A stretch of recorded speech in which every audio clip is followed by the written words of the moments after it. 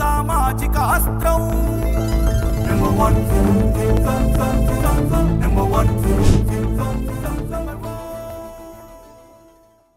Welcome to number 1 news. This is మధులలిత.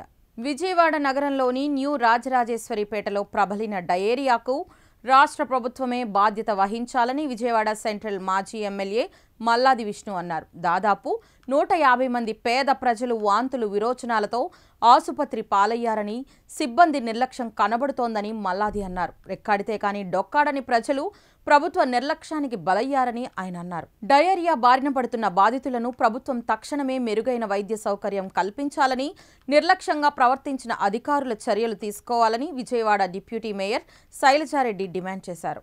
ఇలాంటివి జరగకూడదు అంటే అధికార యంత్రాంగం అప్రమత్తంగా ఉండాలి.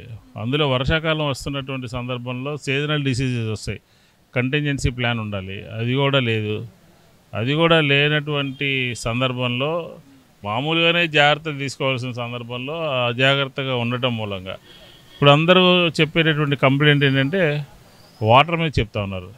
అధికారులేమో వాళ్ళు ఏదైనా నిల్వ ఉన్నటువంటి ఆహారం తిన్నారా, ఫ్రిడ్జ్లో ఉన్నటువంటి ఆహారం తిన్నారా అని అంటున్నారు. అది కాదు సమస్య. వాటర్ కంటామినేషన్ మూలంగానే దాదాపుగా 150 మంది వరకు కూడా డయేరియా వ్యాపించింది.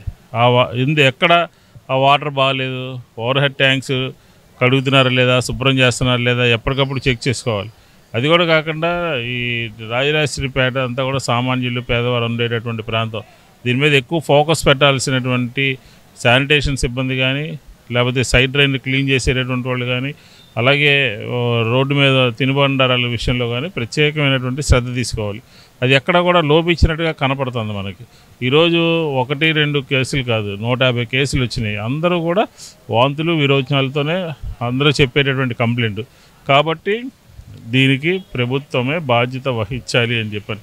మా టైంలో అలా లేదు, ప్రభుత్వం నిర్లక్ష్యమే. శానిటేషన్ సంబంధించినటువంటి ప్రతి సచివాలయంలో ఒక శానిటేషన్ సెక్రటరీని పెట్టాము.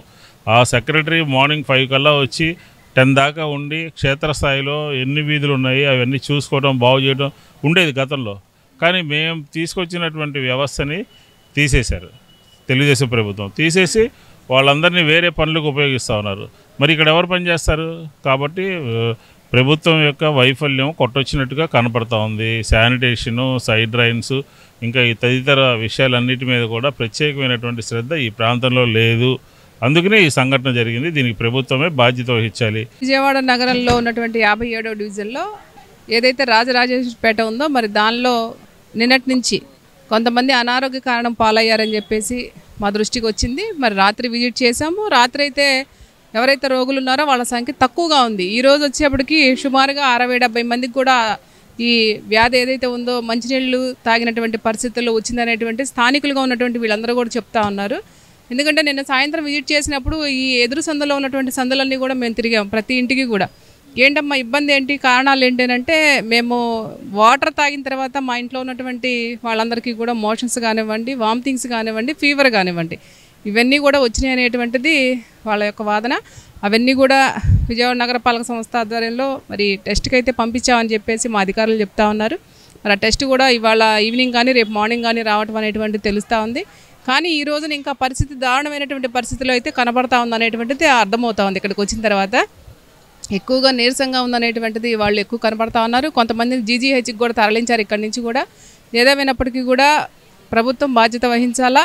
ఎందుకంటే పేద ప్రజలు ఎక్కువగా ఉండేటువంటి ఈ ఏదైతే రాజరాజేశ్వరిపేట అవ్వచ్చు, ఇక్కడ ఉన్నటువంటి 6 డివిజన్లు 7 డివిజన్లు కూడా మరి అప్రమత్తం అవ్వాలని చెప్పేసి కూడా అధికారులందరినీ కూడా విజ్ఞప్తి చేస్తా ఉన్నాం. ఇలాంటి లేటెస్ట్ అప్డేట్స్ కోసం చూస్తూనే ఉండండి నంబర్ 1 న్యూస్. సామాన్యుడి చేతిలో సామాజిక అస్త్రం.